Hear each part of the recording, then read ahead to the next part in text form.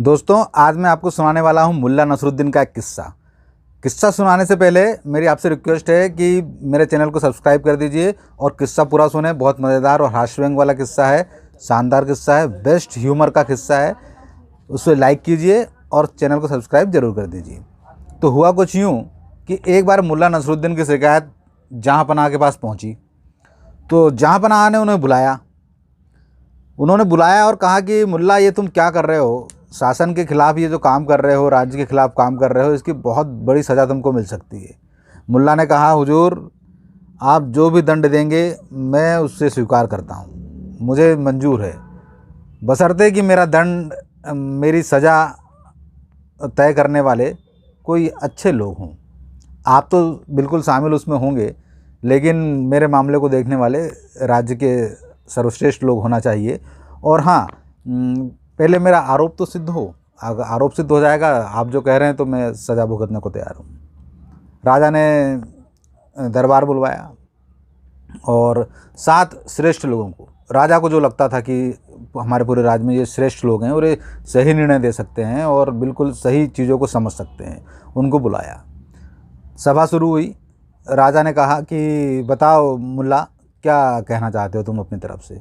मुल्ला ने कहा कि मुझे कुछ अपनी तरफ से कहना नहीं है, लेकिन मेरा निवेदन ये है कि कृपया करके मेरे लिए यहाँ 7 कागज़ और 7 कलम बुलवा दीजिए। मैं जो भी कहूँगा बस उसी के माध्यम से कहूँगा। राजा ने तुरंत 7 कलम और 7 कागज़ बुलवाए। मुल्ला नसरुद्दीन ने उस पर लिख दिया एक सवाल, रोटी क्या है?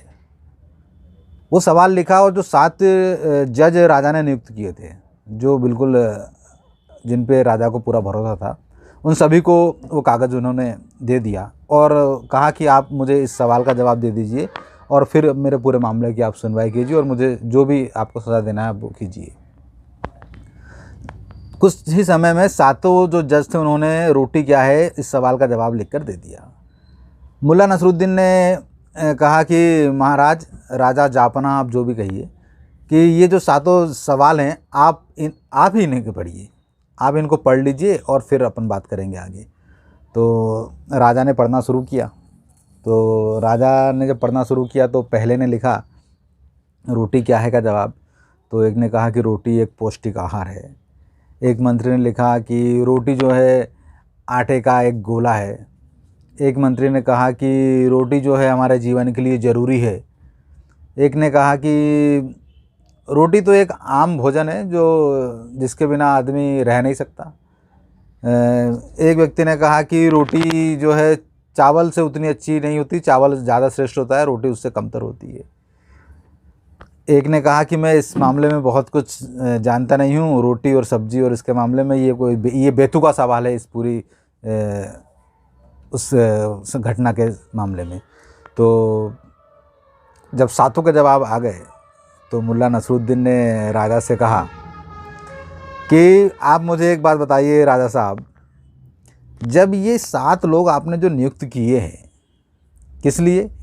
कि मेरे ऊपर जो राष्ट्रद्रोह का आरोप लगा है, राज्य के खिलाफ काम करने का आरोप लगा है, उसका न्याय करने के लिए। जब ये मूर्ख लोग एक सवाल पर एक मत नहीं है, मैंने एक सादा सा सवाल पूछा कि रोटी क्या है, ये लोग रोटी क्या है का एक सीधा साधा जवाब नहीं दे पा रहे हैं। हर कोई कुछ लिख रहा है, कोई कुछ लिख रहा है। जब ये इस एक बात पर एक मत नहीं है, तो मेरे ऊपर जो आरोप लगाए हैं, जो सत्य नहीं है, उस पर अगर ये क्या जवाब देंगे, ये क्या निर्णय लेंगे? इनमें एक मत है ही नहीं है, इनमें निर्णय लेने की क्षमता नहीं है। राजा को शर्म आ गई।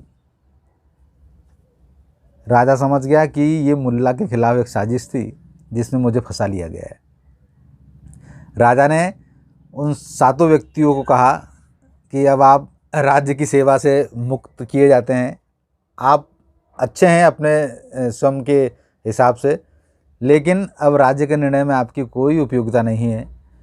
और मुल्ला नसरुद्दीन से कहा कि कृपया अपने थोड़ी सी ज़बान को संभाल कर रखें। आपकी जो ज़बान कैंची जैसी चलती है तो इससे आपके बहुत दुश्मन बनते हैं और वही दुश्मन आकर मेरे कानों में जहर भरते हैं।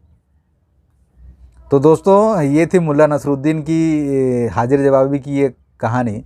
ऐसी और भी बहुत सारी कहानियाँ हैं। इन कहानियों को लेकर मैं आपके साथ में आता रहूँगा। कृपया करके मेरे इस चैनल को सब्सक्राइब कर दीजिए और लाइक कर दीजिए, शेयर और कमेंट करना बिल्कुल ना भूलें।